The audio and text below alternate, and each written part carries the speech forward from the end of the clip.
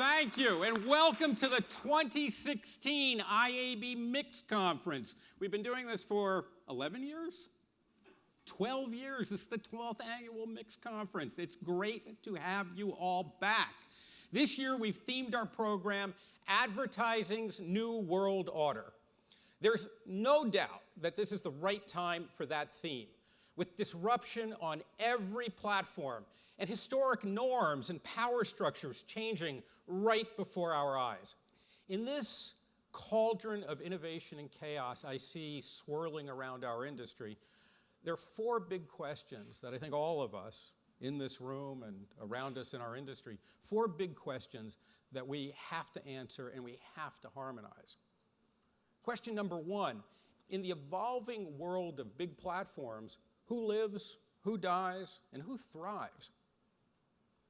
Nothing lasts forever. Just ask the Studebaker car company. But it's true that more and more consumer time and advertising spend is concentrating in a smaller number of large platforms. And this challenges almost a century of comfortable advertising and media economics. Yet with concentration also comes opportunity, as companies evolve their business models to adapt to the new realities. The Hollywood movie studios were written off as dead in the early 1950s. Television and the government-forced divestiture of their theater chains made them feel as if there was no future. But a handful of movie studio chiefs said, well, we have to transform. And they did. They became more global. They became more diverse. And they became far bigger than they ever were in the glory days of Hollywood. So what will that kind of transformation consist of in the media and marketing and advertising agency industries? Question number two, does display advertising and digital media have a future for brands? Will big brands support increasingly flow to premium video, native advertising, branded content, and more customized experiences? We're seeing what's possible beyond display in native content and content marketing, augmented reality, virtual reality, location-based gaming, live streaming, cognitive advertising, and other disciplines. We need to understand what makes consumers embrace advertising by looking at the best examples of what's possible today, and by definitively determining what the future of display advertising can be. Our speakers throughout the next 2 days will highlight what works and what doesn't work in this new world order of almost infinitely variable content forms. Question number three, can great journalism survive? Or are we destined, as the late great NYU scholar and friend of mine, Neil Postman, postulated, are we destined to continue amusing ourselves to death? The belief has been that digital was a medium for snackable content, that long-form journalism would never survive in it. This year in particular, and the next month, nothing is more critical than having a critical look at the world around us.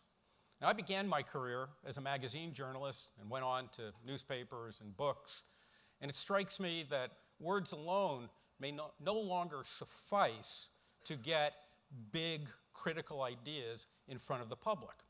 We're seeing more and more journalists become proficient in video, hosting their own podcasts, partnering with big platforms to get their stories out to the masses in much larger, bigger, and broader ways than was ever possible in the past.